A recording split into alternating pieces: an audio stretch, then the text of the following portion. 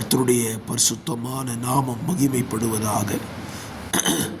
ஆசீர்வாதமான ஒரு நல்ல காலை நேரத்திலேயும் பாளையங்கோட்டை இந்திய தேவ சபையிலிருந்து காலை மன்னாவை உங்களுக்கு வழங்குவதில் மிகுந்த சந்தோஷப்படுகிறேன். கிருபையாய் கர்த்தர் கூட்டி கொடுத்த ஒரு நல்ல நாளுக்காக கர்த்தரை துதியுங்கள். இந்த நாள் உங்களுக்கு ஆசீர்வாதமாக நன்மையாக இருக்கட்டும் என்று சொல்லி மனதார வாழ்த்துகிறேன். இந்த நாளுக்கான தியான அதிகாரம் 2 சாமுவேல் 8வது அதிகாரம்.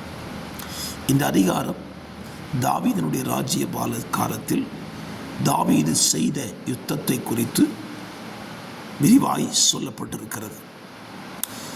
இந்த அதிகாரத்தில் 2 வசனத்தில் தாவீதை குறித்து எழுதப்பட்ட ஒரு வார்த்தை. 6ஆம் வசனம் 14ஆம் வசனத்தின் கடைசி வாக்கியம், தாவீது போன இடத்திலெல்லாம் கர்த்தர் அவனை காப்பாற்றினார் என்று எழுதப்பட்டிருக்கிறது. உண்மையாகவே காப்பாற்றப்படுதல் என்பது கவனிக்க வேண்டிய ஒன்று. மனிதன் தன்னைத்தான் காப்பாற்றிக் கொள்கிற பிரயாசப்படுகிறான். தன்னை காப்பாற்றிக் கொள்வதற்கு தனக்கு ஒரு காவலர்களை நியமித்துக் கொள்ளுகிறான்.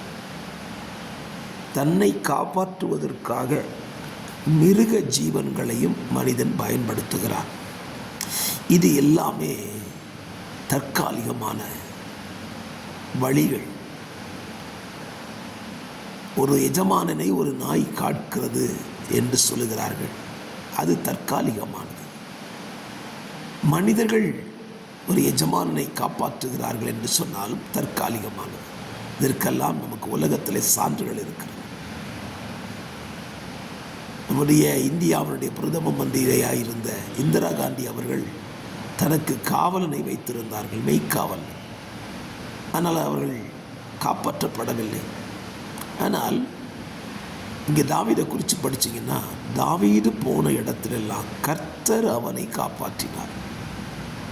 அப்படியானால் ஒரு உண்மை, தாவீதை மனிதர்கள் காப்பாற்றினாலும் மனிதர்கள் பல இடங்களிலே தாவீதை காப்பாற்றி இருக்கிறார்கள். ஆனால் அது கர்த்தரால் வந்த காரியம்.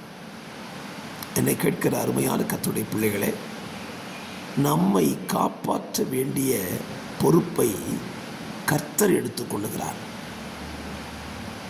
நம்மை அவர் காப்பாற்றலைன்னா யார் காப்பாற்ற நினைச்சாலும் ஒன்றுமே முடியாது. வேதத்தில் ஏராளமான சம்பவங்கள் அப்படி நமக்கு இருக்கிறது. தன்னை காப்பாற்றி கொள்ள நினைத்தவர்கள் எல்லாரும் தப்பிக்கவில்லை. தேவனால் காப்பாற்றப்பட நினைத்தவர்கள் எல்லாரும் காப்பாற்றப்பட்டார்கள். புதிய ஏற்பாட்டில் பவுலின் கப்பல் பிரயாணத்தை நீங்கள் படித்து பார்த்தீங்கன்னா, அப்போஸ்தலர் 27-28 கப்பல் பிரயாணம் மிகப்பெரிய ஆபத்தை சந்திக்கிறார்கள், பவுலும் அவனோடு இருந்தவர்கள். ஆனால் அந்த இடத்துல ஏற்பட்ட இந்த காற்றும் மழையும் படகின் கப்பலின் உடைவு எல்லாமே அழிவைத்தான் கொண்டு வந்திருக்க வேண்டும். ஆனால் பவுலை காப்பாற்றும்படி கர்த்தர் தீர்மானித்ததுனால பவுலை மட்டும் காப்பாற்றலை, பவுலையும் அவனோடு கூட இருந்த அத்தனை பேரையும் கர்த்தரே காப்பாற்றினார். ஏன் கர்த்தர் பவுலை காப்பாற்றினார்? பவுலை கொண்டு ஒரு பெரிய திட்டத்தை வைத்திருந்தார். அவன் ராயனுக்கு முன்னால் போய் நின்று தேவனை குறித்து சாட்சி கொடுக்க வேண்டும். ஆம், என்னை கேட்கிற கர்த்தருடைய பிள்ளைகளே, உங்களையும் கர்த்தர் இந்த நாட்களை காப்பாற்றி வருகிறார் என்றால் அதற்கு ஒரு பெரிய திட்டம் இருக்கிறது. அதை புரிந்து கொண்டு என்னை காப்பாற்றுகிற தெய்வத்திற்கு என்னால் செய்ய முடிந்ததை செய்து கொண்டே இருப்பேன் என்று சொல்லி பாருங்கள். அவர் உங்களை காத்துக்கொள்வார். தாவீதை காப்பாற்றின கர்த்தர் உங்களையும் உங்கள் குடும்பத்தையும் நிச்சயமாய் காப்பார். அவரை சார்ந்து நில்லுங்கள். பரிசுத்தம் உள்ள பிதாவே, வசனத்தின்படி கர்த்தரே எங்களை காத்துக்கொள்ளுங்கப்பா. நாங்கள் காத்துக்கொள்ள முடியாது.